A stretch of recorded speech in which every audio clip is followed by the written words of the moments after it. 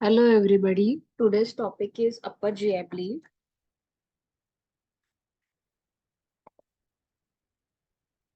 So we'll start with definition. Upper GI bleeding occurring proximal to the ligament of Treats, that is a band of smooth muscle which extends from the duodenojejunal flexure to the left crest of the diaphragm. In practice, this means bleeding from the esophagus, stomach or duodenum.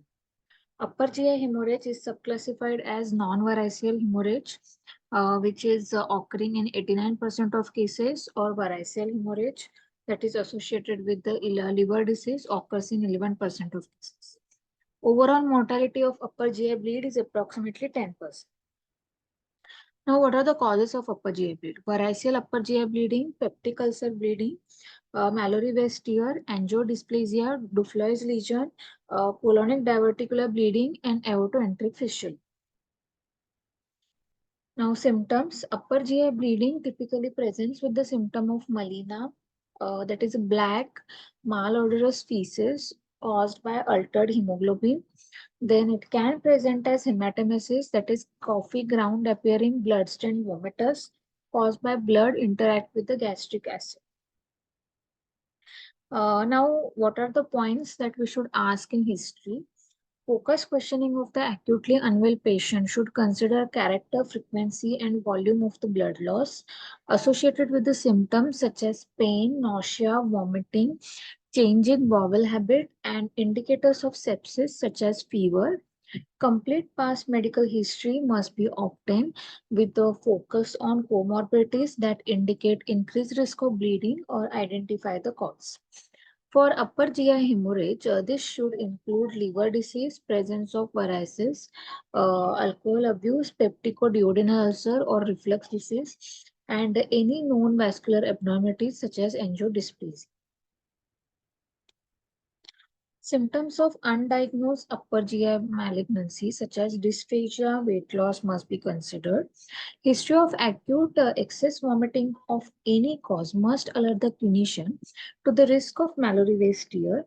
Recent endoscopic instrumentation of the gastrointestinal tract could suggest the iatrogenic cause of the bleeding. It is important to ascertain whether the patient is taking medication or undergoing treatment which may damage gastrointestinal mucosa, causing ulceration or predispose to the bleeding. This includes non-steroidal anti-inflammatory drugs or oral steroids or radiotherapy.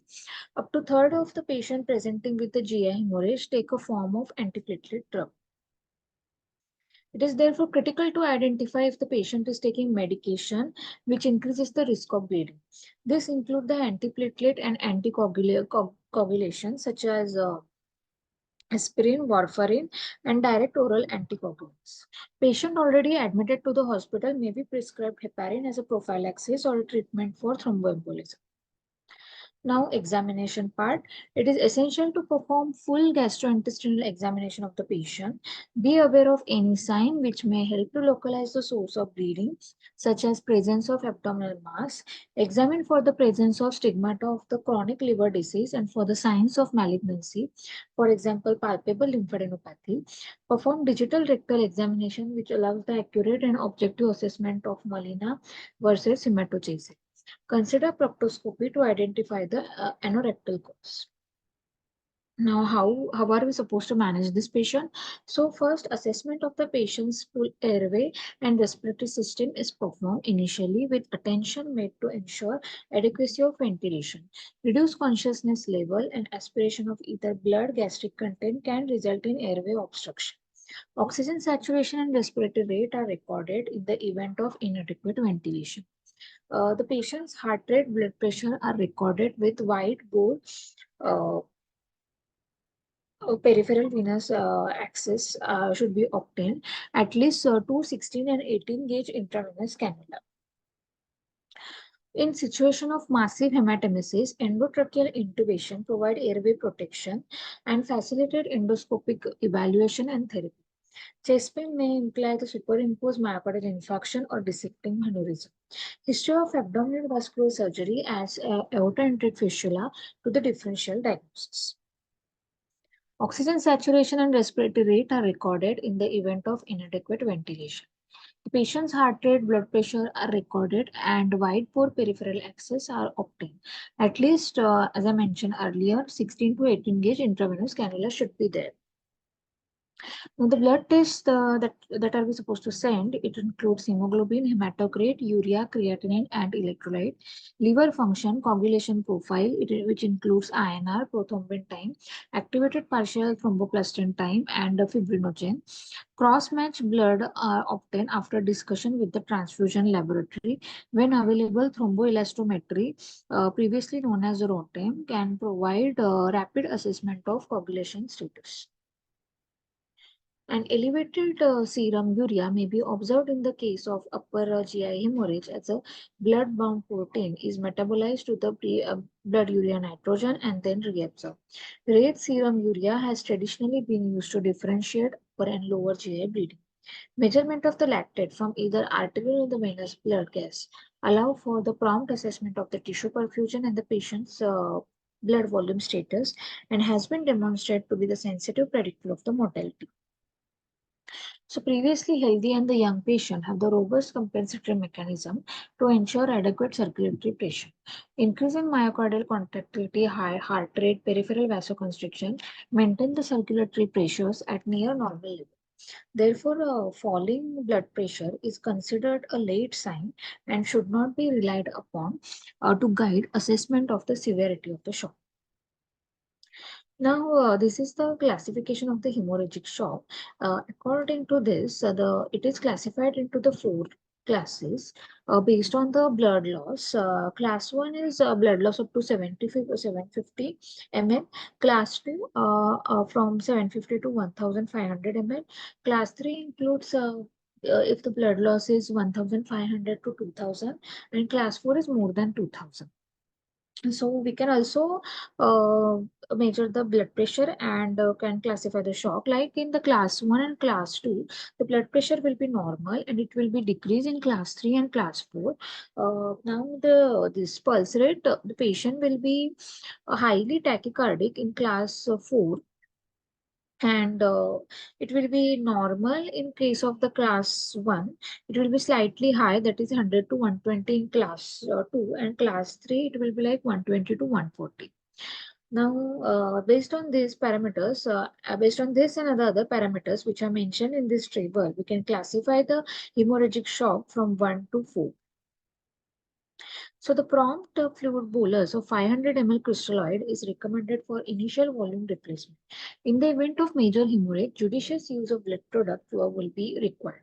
Overtransfusion should be avoided due to risk of circulatory overload and the transfusion reaction. It may be prudent to adopt the policy of permissive hypotension, that is maintaining the blood pressure at the level required to maintain tissue perfusion and cognition until definitive control of the source of bleeding can be established. So hospital will have transfusion policy where a stable patient packed red cell transfusion is recommended below the threshold level of typically HB less than 7. In the event of major hemorrhage, hemoglobin may not fall immediately as patient loses both red cell and plasma volume. Repeating the test within the few hours will demonstrate the delayed drop. NICE guideline recommended the transfusion target of HB of 8 in patient with the cardiovascular disease and 7 in those without. Activation of the major hemorrhage protocol triggers the rapid and the continuous issue of the red cells and the other product from the blood bank in the pre-agreed ratio. Usually 1:1 pre-packed red cells, fresh frozen plasma with platelet precipitated as directed by the lab results. For all patients presenting with the gastrointestinal bleeding, it must be remembered that normal hemoglobin and the systolic blood pressure does not exclude life-threatening hemorrhage that, if left unrecognized, may manifest with the sudden circulatory collapse. So, coagulopathy and clotting. Antiplatelets are often withheld while the primary hemorrhage is addressed. In those taking warfarin and other vitamin K agonists who experience life-threatening hemorrhage, warfarin is reversed with the intravenous vitamin K and prothrombin complex concentrate.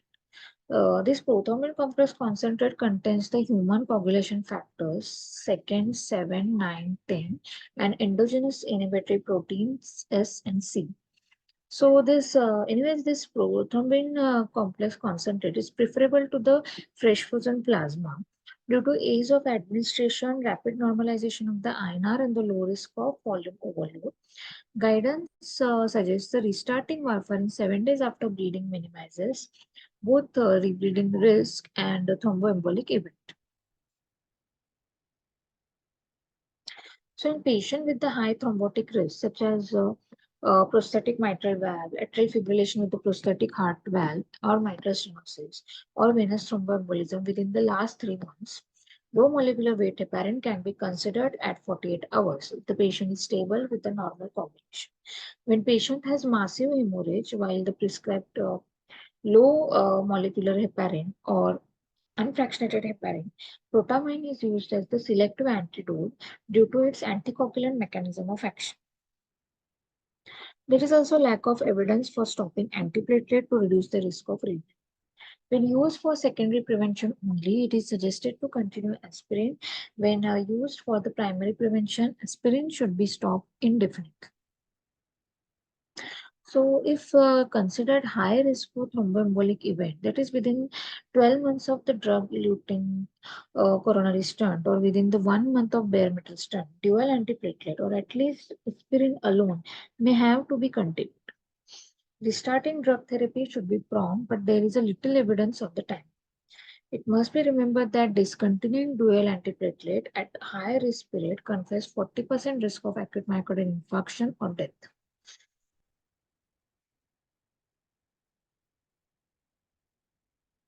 So the direct oral anticoagulant have the short half-life unless there is a concomitant renal failure.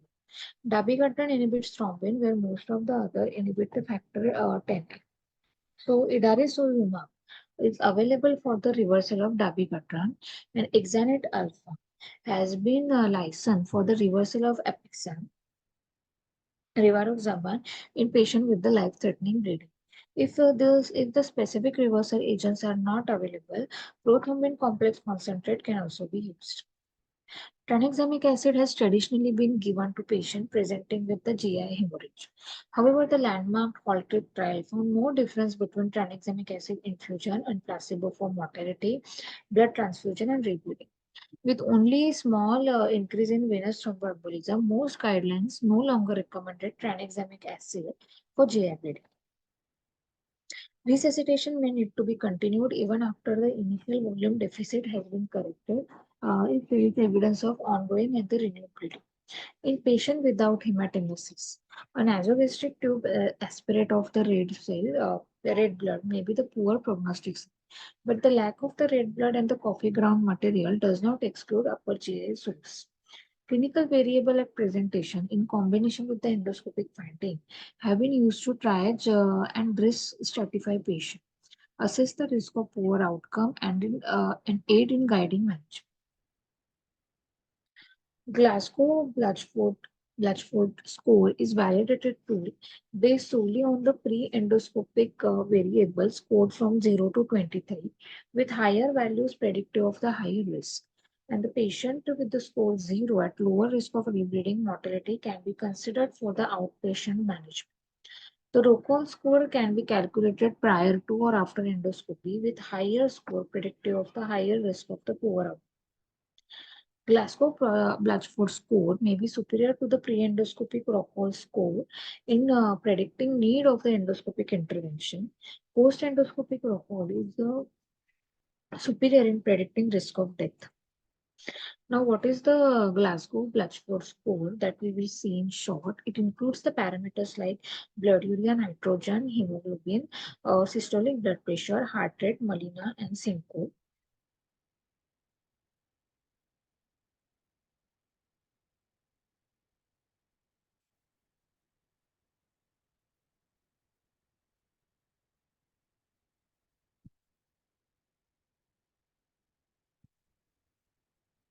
Hepatic disease and the cardiac failure. Now, the Rockwell score, it includes the parameters like age, shock, Then the comorbidities like heart disease, ischemic heart disease, other major illnesses, endoscopic findings like Mallory-based tears, then any malignancies and the other diagnosis, major stigmata of the recent hemorrhage, total score pre-endoscopically is 7, maximum score is 7, and the post-endoscopy maximum score is 11. A newer and the simple pre-endoscopic risk assessment score is AIMS 65, which includes 5 clinical measures, that is albumin less than 3, international normalized ratio more than 1.5, mental status changes, systolic blood pressure less than 90 mg, and age more than 65.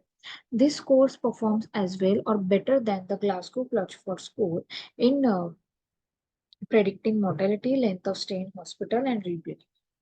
Now, this AIM 65 score, as I mentioned earlier, it includes parameters like albumin less than 3, it carries 1 score. If INR is more than 1.5, it carries 1 score. If systolic blood pressure less than 90, then 1 score. Altered mental status, 1 score has been given. And age more than 65, then 1 score. If overall score is more than 2, then that is considered as a high risk. Upper endoscopy, when bleeding is suspected to originate proximal to the jejunum, esophagoduodenoscopy is the diagnostic procedure of choice. This identifies the bleeding source in 80 to 90% of cases with high degree of accuracy, provides therapeutic option, and carries the low morbidity. Endoscopy has the added advantage of detecting prognostic sign and classify the bleeding stigmata as the low and high risk of rebleeding based on the forest grade. So this is the forest grade. If the endoscopy finding has the active bleeding, then the chances of rebleeding will be 55%. If there is a non-visible bleeding vessel, then the forest grade is 2A and the chances of rebleeding is 43%. If there is adherent clot, then it comes in the forest grade 2B, chances of rebleeding 22%. If there is a flat pigmented spot, then the forest grade is 2C, chances of rebleeding is 10%. If clear ulcer base, then the forest grade is 3 and chances of rebleeding is 5%.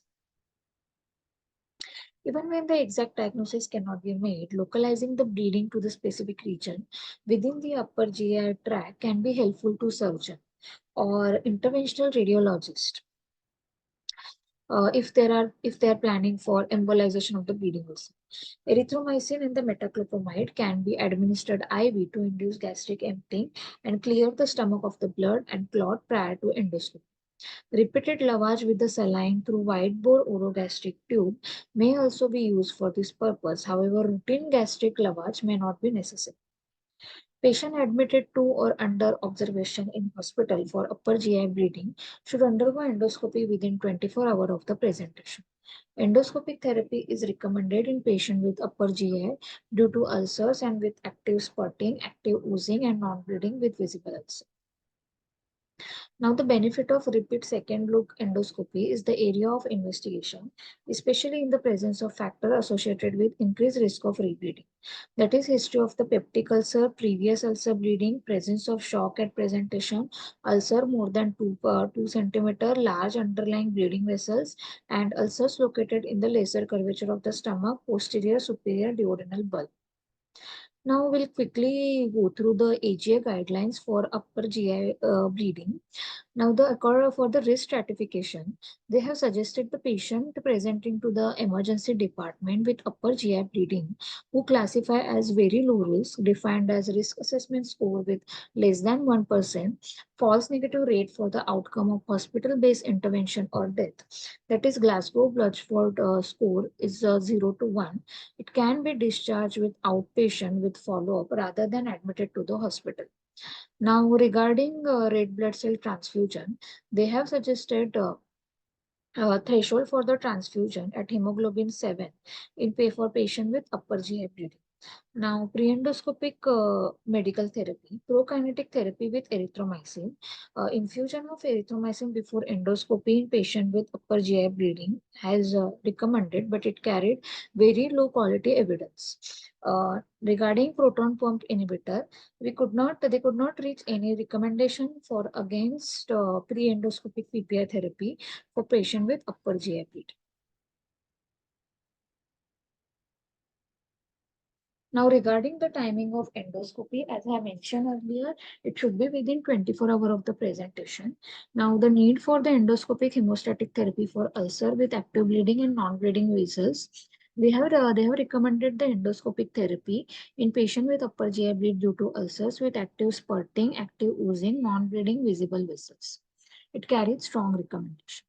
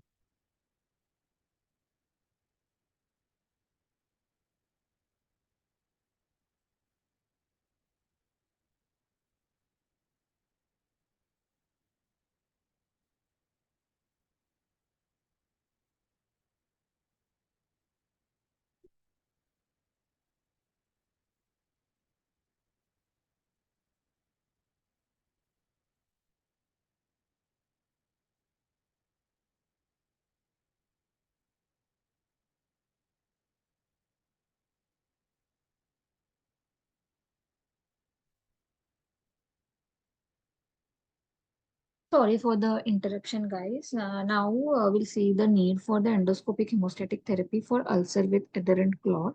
So we could not reach a recommendation for against the endoscopic therapy in patient with upper GIP due to ulcer with adherent clot resistant to the vigorous irrigation.